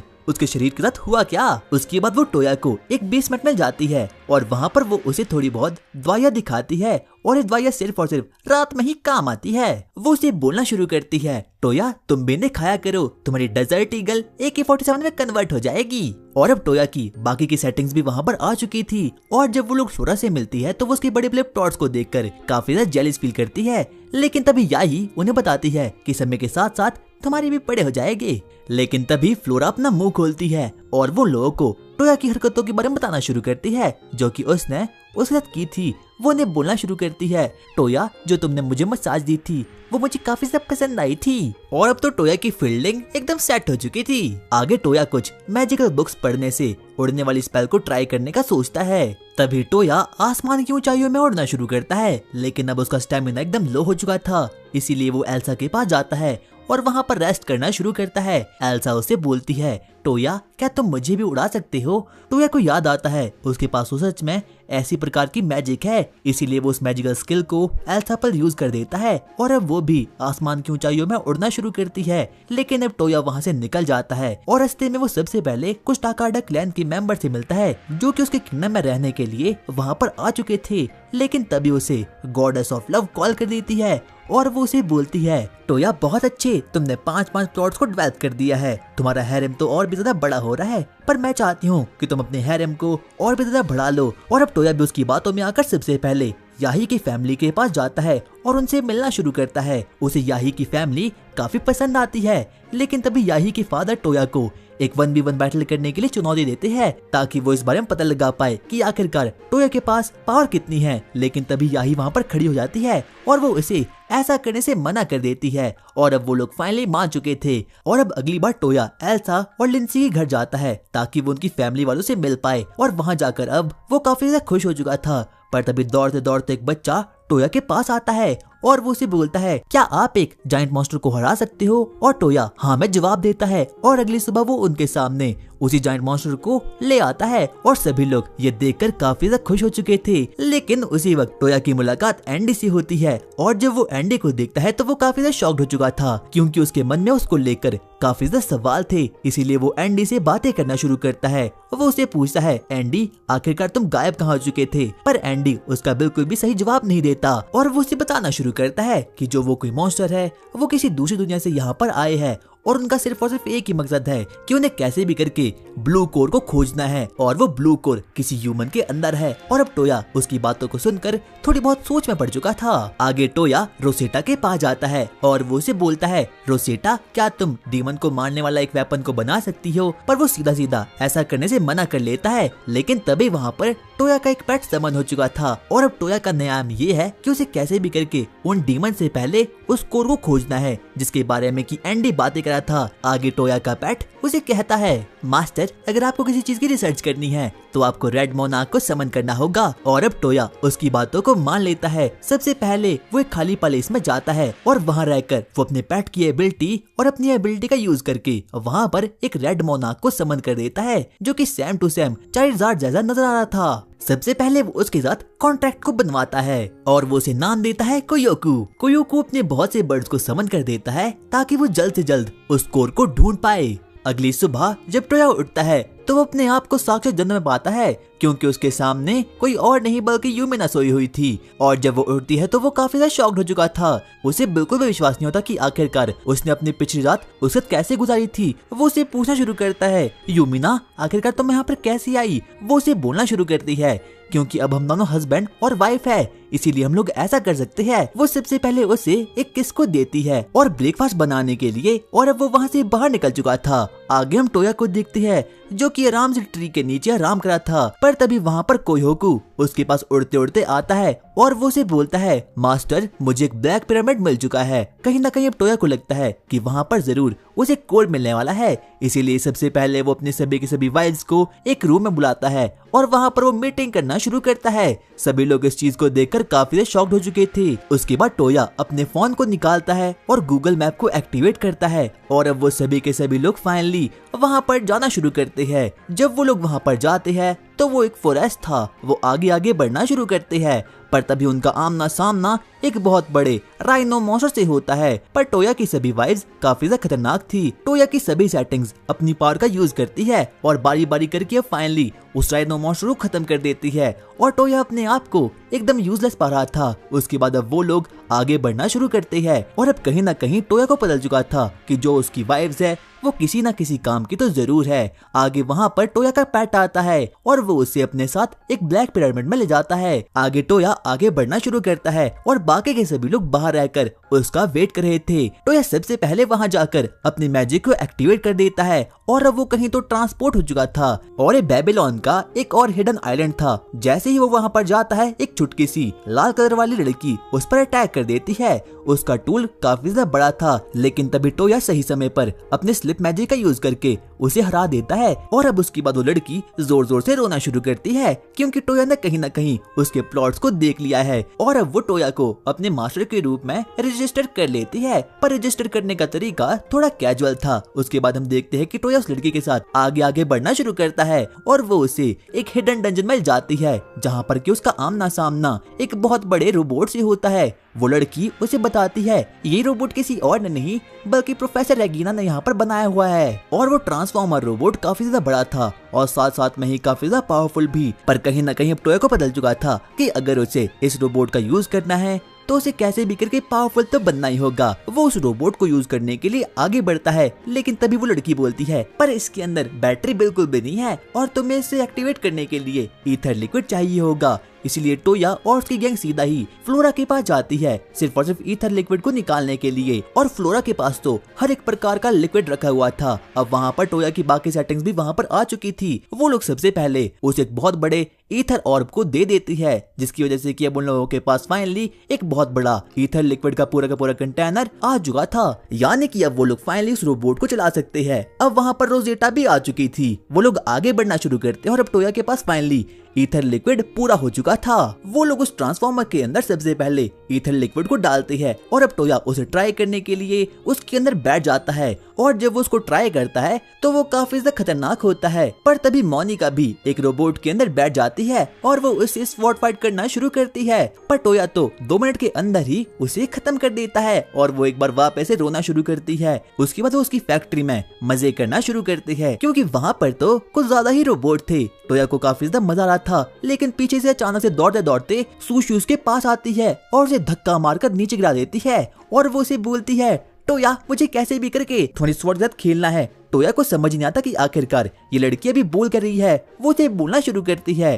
टोया मैं तुमसे शादी करना चाहती हूँ। और टोया तो इस बात को सुनकर काफी ज्यादा शॉक्ड हो चुका था। और अब उसके बाद सुशी का बटलर टोया को पूरी की पूरी बातें बताना शुरू करता है कि आखिरकार कैसे किसी दूसरे किंगडम के राजा ने सुशी को मैरिज का प्रपोजल दिया है और सुशी का बिल्कुल भी मन नहीं है उसके साथ शादी करने के लिए, क्योंकि उसे तो पहले से ही और उन लोगों ने प्रिंस के बारे में ये भी सुन रखा है कि वो सभी लड़कियों को बहुत बुरी प्रकार से ट्रीट करता है। इसीलिए सुशी का बिल्कुल भी मन नहीं था उसके साथ शादी करने का। दरअसल उस प्रिंस का नाम प्रिंस जबून है और वो किंगडम लीनेल का रहने वाला है। उसके बाद हम देखते हैं कि टोया सीधा तौर पर किंग से बातें करना शुरू करता है ताकि सुशी की मैरिज को वो लोग ब्रेक कर पाए। बाकी की सभी लड़कियां टोया को प्रिंस जबून को मारने के लिए बड़े ही अजीब से प्लान बताना शुरू करती है, पर टोया बेचारा उनमें से कुछ भी नहीं मान सकता था। और अब टोया के पास कुछ भी ऑप्शन नहीं बचता, लेकिन वहाँ पर एक बटलर आता है और वो उसे बोलता है यहाँ पर प्रिंस जबून का आदमी आया है। हम देखते हैं कि वहाँ पर प्रिंस जबून का छोटा बड़ा भाई उसकी ओर से मैरिज प्रपोजल ले आया था सुशी के लिए,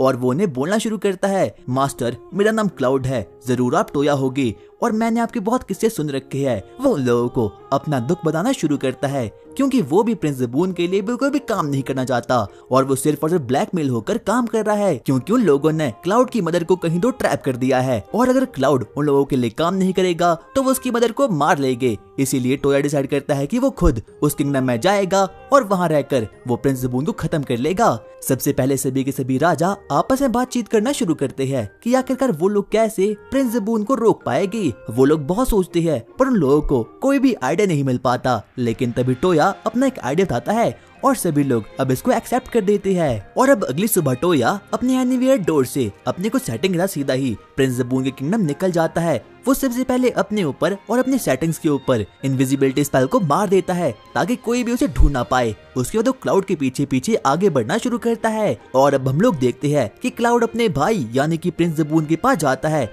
और वो उसे बातें करना शुरू करता है, पर प्रिंस ज़बून क्लाउड से बिल्कुल भी अच्छे तरीके से बातें करना बिल्कुल भी शुरू नहीं करता। और इतने में टोया की नजर एक स्लेव पर पड़ती है और अब उन लोगों को इस बारे में पता चुका था कि जो कोई भी रूमर्स प्रिंस ज़बून के बारे में है वो बिल्कुल सही है। क्लाउड प्रिंस ज़बून को बता देता है कि उसका मैरिज प्रपोजल प्रिंसेस सुशी ने बिल्कुल रिजेक्ट कर दिया है। इस बात को सुनकर वो काफी ज्यादा गुस्से में आ चुका था और वो उसे बुरा भला बोलना शुरू करता है और यहाँ तक कि वो उस पर एक जोरदार लात में मार देता है। सभी इस चीज को देखकर काफी ज्यादा शॉक्ड हो चुके थे, लेकिन तभी वहाँ पर प्रिंस ज़बून की मदर वहाँ पर आती है और वो उसे बोलती है, मुझे लगता है कि तुम्हें उसे और ज्यादा पीटना चाहिए। इतने में हम देखते हैं कि टोया सबसे पहले क्लाउड के पास जाता है और वो उस पर अपनी हीलिंग एबिलिटी का यूज करके अब उसे भी फाइनली हील कर देता है। टोया के पास काफी ज्यादा ओपी सी पावर थी और इसीलिए वो प्रिंस ज़बून की स्लेव को भी अब फ्री कर देता है और अब प्रिंस ज़बून अपनी स्लेव को लेकर एकदम सोच में पड़ चुका था, पर उसे उसकी स्लेव कहीं भी नहीं मिलती क्योंकि अब टोया ने फाइनली उसे फ्री कर दिया है। उसके बाद हम देखते हैं कि प्रिंस ज़बून क्लाउड के साथ बातें करना शुरू करता है, लेकिन तभी वहाँ पर उस किंगडम का पीएम आ चुका था जिसका नाम की वॉरडॉक्स होता है और वॉरडॉक्स के पास काफी ज्यादा ओपी सी पावर थी। उसके बाद हम देखते हैं कि टोया अपनी सेटिंग के साथ मीटिंग करना शुरू करता है और वो लोग सोचना शुरू करते हैं कि आखिरकार वो लोग प्रिंस ज़बून को कैसे हराएंगे, क्योंकि जब से प्रिंसेस सुशी ने उसके मैरिज के प्रपोजल को रिजेक्ट किया है तब से वो काफी ज्यादा किलस चुका है और वो कैसे भी करके दूसरे किंगडम पर अटैक करना चाहता है और वो कैसे भी करके प्रिंस सुशी को किडनैप भी कर सकता है। पर टोया और बाकी लोग सबसे पहले प्लान बनाते हैं कि वो लोग सबसे पहले क्लाउड की मदर को फ्री करेंगे। वो लोग एक अजीब से कैसल में पहुंचते हैं जहाँ पर कि टोया सबसे पहले अपने फोन की एबिलिटी की हेल्प से बाकी के सभी लोगों को सुला देता है और अब वो लोग फाइनली क्लाउड की मदर तक पहुंच चुके थे और अब फाइनली वो फ्री हो चुकी थी और क्लाउड अपनी मदर को देखकर काफी ज्यादा इमोशनल हो चुका था। और अब अगले दिन वो लोग एक बार फिर से मीटिंग करना शुरू करते हैं कि आखिरकार उन लोगों को प्रिंस ज़बून के साथ क्या करना चाहिए, पर वो लोग अभी भी सोच में ही पड़ते हैं क्योंकि टोया का सिर्फ और सिर्फ एक प्लान था कि वो किसी से भी लड़ाई नहीं करना चाहता था। और अब आने वाले कुछ दिनों में किंगडम लीनियल का नया राजा चुना जाएगा, इसीलिए वॉरडॉक्स और प्रिंस ज़बून की मदर डिसाइड करते हैं कि वो लोग कैसे भी करके क्लाउड को खत्म कर लेंगे ताकि आने वाला राजा कोई और नहीं बल्कि प्रिंस ज़बून ही बन पाए। लेकिन तभी अब वहाँ पर टोया भी अपनी इनविजिबिलिटी स्पेल के साथ आ चुका था ताकि वो लोगों की जासूसी कर पाए और वहाँ पर जाकर उसे एक बहुत बड़े सीक्रेट के बारे में पता चलता है जो दरअसल प्रिंस ज़बून है वो असली किंग और क्वीन का बेटा नहीं बल्कि पीएम वॉरडॉक्स और क्वीन का बेटा है, जो काफी ज्यादा ओपी बात है। यानी कि क्वीन और पीएम वॉरडॉक्स का पहले से यह फेर पड़ा है। सबसे पहले वहाँ पर टोया जाता है और लोगों की पूरी रिकॉर्डिंग और वीडियो को अपने फोन में सेव कर लेता है और अपने दोस्तों को भी दिखाता है। और जब क्लाउड और बाकी लोगों को इस बारे में पता चलता है तो सभी के सभी लोग काफी ज्यादा शॉक्ड हो चुके थे। अगले दिन अब वो लोग वापस से किंग की राजसभा में जाते हैं और आज का ही दिन वो होने वाला है जबकि उस किंगडम के नए किंग को अनाउंस किया जाएगा। सबसे पहले वहाँ पर किंग आता है और वो बोलता है, आप लोगों का नया किंग कोई और नहीं बल्कि प्रिंस क्लाउड बनेगा। सभी लोग इस चीज को देखकर काफी ज्यादा शॉक्ड हो चुके थे।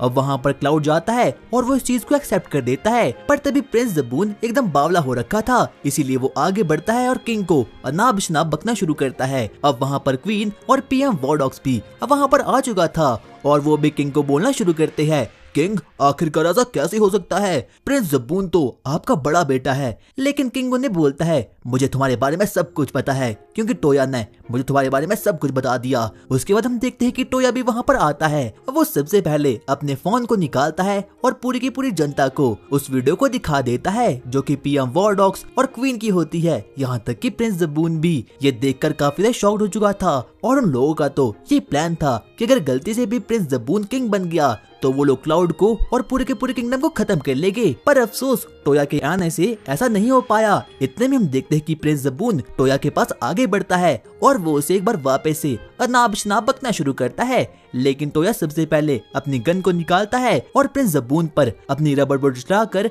उसे फाइनली बेहोश कर देता है। और पूरी की पूरी जनता अबे देखकर काफी ज्यादा खुश हो चुकी थी। किंग भी टोया को बोलता है, टोया तुम्हारा बहुत बहुत शुक्रिया। उसके बाद हम देखते हैं कि अब नया किंग फाइनली प्रिंस क्लाउड बन चुका है और अब पूरी पब्लिक भी काफी ज्यादा खुश हो चुकी थी। वो अपने किंगडम को बहुत सही तरीके से चला रहा था और अब फाइनली टोया का काम यहाँ पर खत्म हो चुका था। उसके बाद वो वापस से अपने किंगडम में जाता है जहाँ पर की सुशी उसका वेट कर रही थी। वो उसे बातें करना शुरू करता है और सुशी को टोया के साथ बातें करके काफी ज्यादा अच्छा लगता है। जब उसे पता चलता है कि प्रिंस ज़बून को सजा मिल चुकी है तो वो थोड़ी बहुत उदास हो चुकी थी। पर तभी टोया उसे बोलता है, सुशी मैं तुमसे शादी करने के लिए मान चुका हूँ। इसीलिए वो हंसना शुरू कर लेती है। अगले दिन वो सभी के सभी लोग ओल्गा और लियोन की वेडिंग में जाते हैं और सभी लोग वहाँ रहकर काफी ज्यादा खुश हो चुके थे। टोया की सभी के सभी सेटिंग सोचना शुरू करती है कि एक दिन वो भी टोया के साथ ऐसी शादी करेगी। पर तभी वहाँ पर जनरल आ चुका था और वो लोग टोया को शुक्रिया बोलना शुरू करते हैं क्योंकि ओल्गा और लियोन की वेडिंग उसकी वजह से ही पॉसिबल हो पाई है। और अब वो लोग उससे बातचीत करना शुरू करते हैं। आगे टोया की सेटिंग्स सभी के सभी एक रूम में बैठी थी। वो आपस में बातें करना शुरू करती है और वो टोया को बोलती है, टोया तुम तो हमें वक्त ही नहीं देते। और टोया को भी कहीं न कहीं एहसास होता है कि पिछले महीने उसने काफी ज्यादा काम कर लिया था, इसीलिए वो अपनी सभी के सभी हैरेमफुल लड़कियों को टाइम ही नहीं दे पाया। इसीलिए वो सोचता है कि वो सभी के साथ डेट पर जाएगा, जिस बात को सुनकर के सभी की सभी लड़कियां काफी ज्यादा खुश हो चुकी थी। अगली शाम वो लोग टोया के लिए फुल सज धज कर एकदम तैयार हो चुके थे और अब वो सभी लोग शहर में घूमना शुरू करते हैं और अब सभी लोग टोया के साथ रहकर काफी ज्यादा खुश थे। वो उसके साथ प्लॉट को डेवलप करने का सोचते हैं पर टोया बेचारे के पास इतना स्टेमिना ही नहीं बचता, इसीलिए वो और ज्यादा आगे बढ़ना शुरू करते हैं। लेकिन तभी उन्हें अपने रास्तों के बीच में अजीब से चोर मिलते हैं और जिनका मकसद की एक ही था कि उन्हें कैसे भी करके टोया के बिटकॉइंस को चुराना था। पर वो लोग आगे बढ़ना शुरू करते हैं क्योंकि टोया की सभी वाइज एक ही शॉट में उन्हें खत्म कर देती है। वो लोग अपनी डेट निपटाकर अब वापस से अपने घर जाना शुरू करते हैं। लेकिन तभी वहाँ पर उन लोगों को सुशी मिलती है। बाद में जाकर टोया को पता चलता है कि उसने तो सुशी को मिस ही कर दिया, इसीलिए वो रोना शुरू करती है। लेकिन टोया उसे बोलता है, मैं नेक्स्ट दिन तुम्हारे साथ डेट पर जाऊंगा। अगला दिन शुरू होता है और अब ना चाहते हुए भी टोया को उस बच्ची अब मेरा मतलब सुशी के साथ डेट पर जाना पड़ता है। अब वो लोग बहुत जगहों को घूमते हैं और शाम के समय समुराई फाइट को देखना शुरू करते हैं और टोया भी अपने किंगडम को देखकर काफी ज्यादा खुश हो चुका था क्योंकि उसका किंगडम बहुत ही ओपी तरीके से ग्रो हो रहा था। लेकिन तभी टोया को ओल्गा की तरफ से एक मैसेज आता है और वो उसे बताते हैं कि उसका ईथर लिक्विड एकदम रेडी हो चुका है, यानी कि टोया को वो ट्रांसफॉर्मर बनकर एकदम रेडी हो चुका है और अब वो लोग फाइनली कोर को ढूंढने के लिए जा सकते हैं। टोया अपनी सभी के सभी दोस्तों के साथ वहाँ पर जाता है जहाँ पर उसकी मुलाकात लू, फ्लोरा और बाकी लोगों से भी होती है और उसके बाद रोसेटा टोया को एक नई स्वॉर्ड बनाकर दे देती है जो कि फ्रेज क्रिस्टल से बनी हुई थी और वो एलिमेंट इस पूरे के पूरे वर्ल्ड में काफी ज्यादा ओपी होता है जिसकी मदद से कि टोया उन डीमंस को बड़े आराम से खत्म कर सकता है। और उसके बाद वो उसे बातें करना शुरू करता है।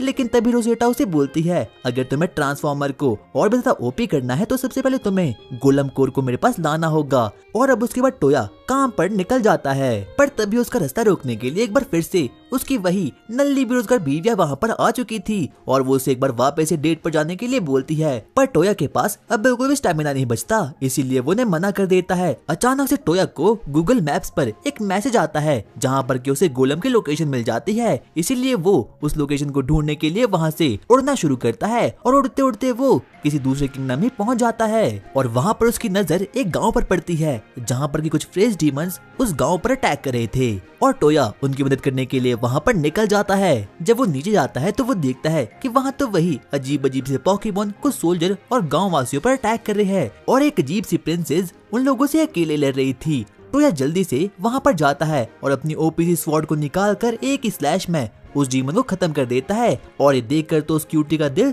एकदम पिघल चुका था। उसे बिल्कुल भी विश्वास नहीं होता कि आखिरकार टोया के पास इतनी पावर कैसे आ चुकी है। और उसके बाद टोया अपनी हीलिंग मैजिक की हेल्प से हर एक सोल्जर को जो भी घायल हुए थे उन लोगों को वापस से रिवाइव कर देता है। और उसका हीलिंग मैजिक भी काफी ज्यादा कमाल का था। और वो नाइट जो उसके साइड में थी वो कोई नॉर्मल नाइट नहीं थी, बल्कि वो एक प्रिंसेस थी, और वो भी किंगडम लीसिया की। और वो काफी ज्यादा शॉक थी ये देख करके टोया के पास इतनी पावर कैसे आ सकती है। वो टोया को पूछना शुरू करती है, टोया क्या तुम मुझे भी ऐसी स्वॉर्ड बनाकर दे सकती हो। उसके बाद हम देखते हैं कि टोया सबसे पहले अपनी शक्तियों का सही इस्तेमाल करता है और वो वहाँ पर एक मैजिकल सर्कल को अपीयर कर देता है। और उसके बाद वो जल्दी से हिल्डागार्ड को एक नई चमचमाती स्वॉर्ड देकर वहाँ से निकल चुका था। और अब उसके बाद वो गोलम हंटिंग करना शुरू करता है। और अब फाइनली उसे ईथर लिक्विड मिल चुका था। और जब वो फॉरेस्ट में जाता है तो वहाँ पर उसे एक डियर मिलता है जो कि उससे अपने साथ बुला रहा था। इसीलिए ना चाहते हुए भी टोया को वहाँ पर जाना पड़ता है। और वहाँ पर उसे एक अजीब सी लड़की दिखाई देती है जो कि काफी ज्यादा घायल थी। सबसे पहले टोया उस पर अपने हीलिंग मैजिक का यूज करता है,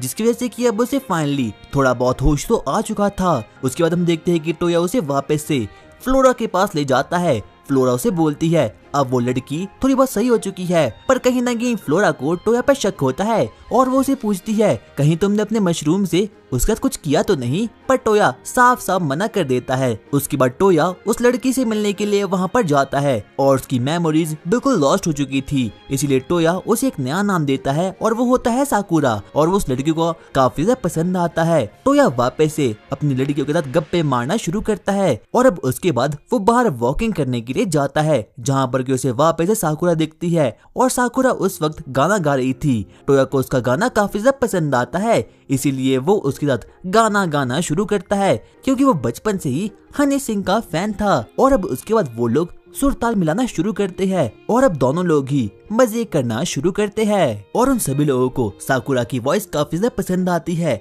अगली सुबह टोया एडवेंचर गिल्ड में जाता है, जहाँ पर एक लड़की उसे एक नई क्वेस्ट को देती है। वो उसे बोलती है फॉरेस्ट में एक बहुत ही खतरनाक मॉन्स्टर घूम रहा है और उसके पास डीमन आई की एबिलिटी है।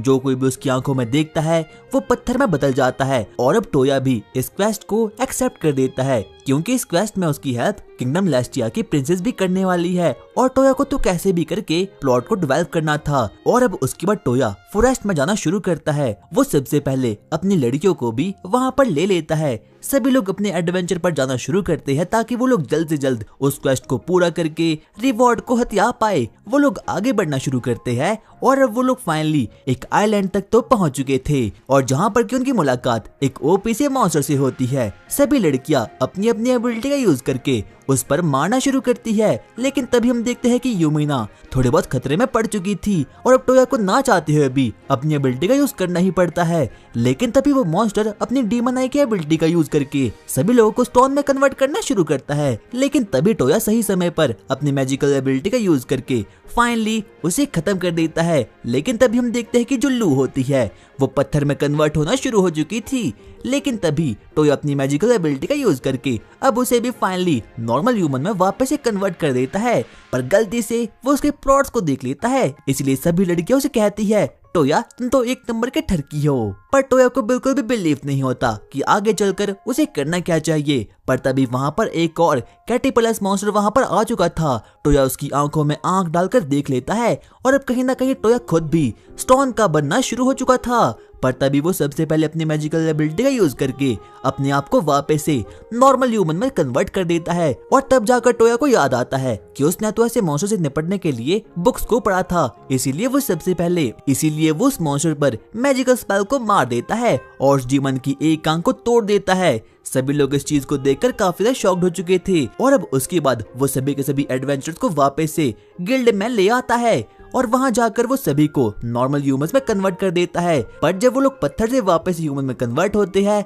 तो वो लोग नंगू पुंगू होते हैं, इसलिए सभी के सभी लड़कियां काफी ज्यादा शर्मा चुकी थी। और अब अगली सुबह टोया से मिलने के लिए किंगडम लेस्टिया की प्रिंसेस आई थी और ये कोई और नहीं बल्कि हिल्डा ग्रैंडी थी। और अब उसके बाद वो लोग टोया के ट्रांसफॉर्मर्स को देखना शुरू करते हैं जो काफी ज्यादा ओपी से थे। और अब टोया भी अपने ट्रांसफॉर्मर्स को और ज्यादा एनहांस करना शुरू कर देता है। लेकिन तभी टोया को पता चलता है कि जो गॉडेस ऑफ लव है वो यहाँ पर आ चुकी है उसे मिलने के लिए। वो सभी लड़कियों के पास जाती है और अपना इंट्रोडक्शन देती है और बोलती है मैं टोया की बड़ी बहन हूँ। किसी को भी बिल्कुल भी विश्वास नहीं होता कि इस ठरकी इंसान की एक बहन भी हो सकती है। आगे टोया किंगडम लेस्टिया की प्रिंसेस से मिलने के लिए वहाँ पर जाता है, पर वहाँ पर उसके ग्रैंडपा भी आए थे जिसका नाम की गेल होता है। वो टोया से बातें करना शुरू करता है और वहाँ पर एक मेड भी खड़ी थी, इसीलिए वो ठरकी इंसान उसके प्लॉट्स को दबा देता है और वो एक नंबर का ठरकी इंसान था। और अब उसके बाद वो लोग बातें करना शुरू करते हैं। वो बुढ़ाऊ एक नंबर का ठरकी इंसान था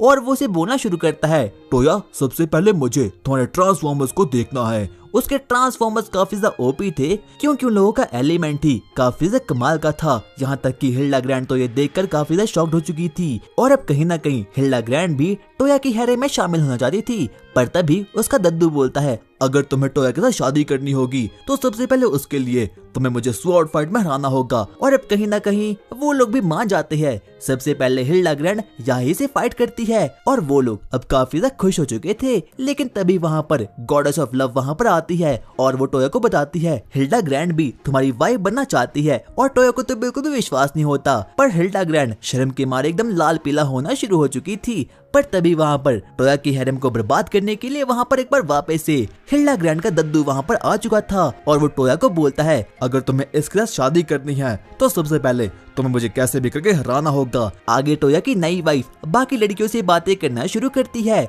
और वो उससे पूछती है, आखिरकार तुम्हें टोया में क्या पसंद आया। दरअसल मुझे उसकी 7 इंच की शॉट काफी ज्यादा पसंद आई थी। पर हिल्डा ब्रांड काफी ज्यादा नर्वस थी क्योंकि अगर उसे टोया के साथ शादी करनी है तो सबसे पहले उसे अपने दद्दू को ही स्वॉर्ड फाइट में हराना होगा और उसका दद्दू पूरे के पूरे किंगडम का एक लौता स्वॉर्ड फाइट का मास्टर है। और अब आगे वो लोग बैटल करना शुरू करते हैं। हम देखते हैं कि हिल्डागार्ड कहीं ना कहीं हारना शुरू करती है, लेकिन तभी टोया फैसला करता है कि वो कैसे भी करके हिल्डागार्ड की मदद करेगा। इसलिए वो जल्दी से दद्दू के पास जाता है और वहाँ पर एक ओनली फैन वाली गर्ल को वहाँ पर समन कर देता है और जिसकी वजह से कि वो डिस्ट्रैक्ट हो चुका था। और अब फाइनली हम देखते हैं कि हिल्डा ब्रांड उसे खत्म कर देती है और अब फाइनली वो इस बैटल को जीत चुकी थी। पर टोया की सभी वाइफ इस चीज को देखकर बिल्कुल भी खुश नहीं थी। उन्हें बिल्कुल भी विश्वास नहीं होता कि उन लोगों का हस्बैंड अपने फोन में एक रील वाली नचनिया को रखता है। इतने में हम देखते हैं कि वो बूढ़ा वापस से खड़ा हो जाता है और वो बोलता है, आखिरकार वो क्यूटी कहाँ गई। गॉडेस ऑफ लव बाकी लड़कियों के साथ बैठती है और वो लोगों को